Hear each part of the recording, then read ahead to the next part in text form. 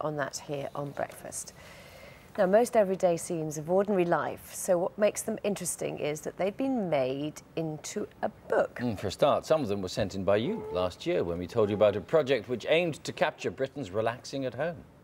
In a moment, we're going to talk to the man behind this book. He's called Rick Schmolen, and Charlotte Walsh, who appears with her daughter Ruby, who's also here. First, let's have a look at some of those images.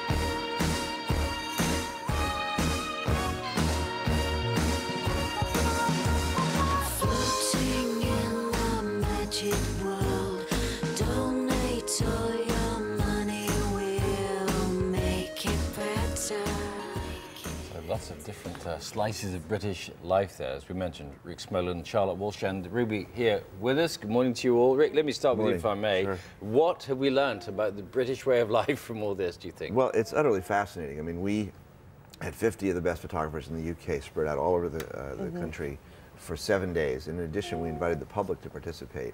The idea was to sort of create a time capsule that our great-grandchildren one day would pick up and say, this is a fascinating look of the fabric of everyday life, the emotions. If I asked you about growing up when you were children, it would sort of unleash this whole pool of emotions and memories.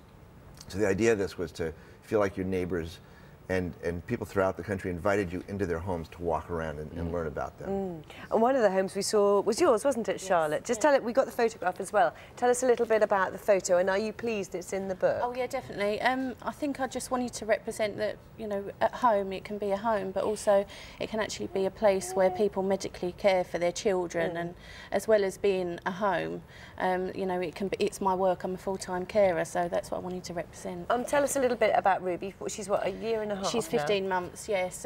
She was born, she had a severe lack of oxygen to the brain, which caused severe brain damage, severe cerebral palsy. So with that came lots of other problems, such as epilepsy. Very special circumstances, of course, for Charlotte and Ruby. What are the other images that particularly struck you, Rick? Well, I should mention, by the way, that Mary McCartney, Sir Paul McCartney's daughter, photographed these wonderful pictures. The thing that fascinates me so much about looking at UK Home is the diversity.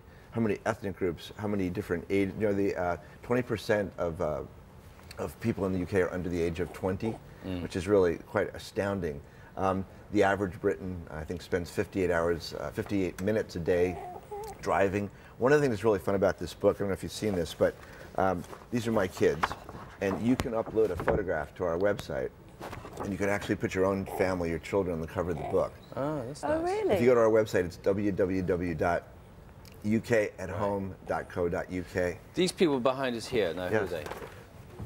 This is a Muslim family celebrating the fast of Ramadan is just ending, and they're celebrating together. Do you know that the name Mohammed is the 20th most popular name for a boy today in the UK? And I think half of all Britons eat curry. And on a typical weekend, it's quite amazing.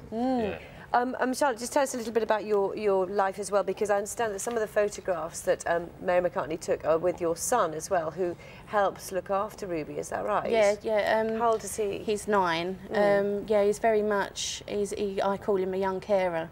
He helps me out. He's not very hands-on with Ruby, but because of her needs, but he will fetch me equipment that I need, because Ruby gets fed via a tube. So that's a lot of equipment I need for that. So yeah, he does help me a lot out with that. And just watching telly helping you out as well. Yes, yeah. And one of the pictures is eating his breakfast and whilst feeding Ruby. And I thought that's quite, they're both having their breakfast at the same time, which I thought was a great photo. It's really... Rick, I don't think you have a look at the picture behind Charlotte here. Yes. It's very striking, really. It's a very normal domestic scene in a sense, but it speaks 1,000 words. I sort of like the yellow color throughout it.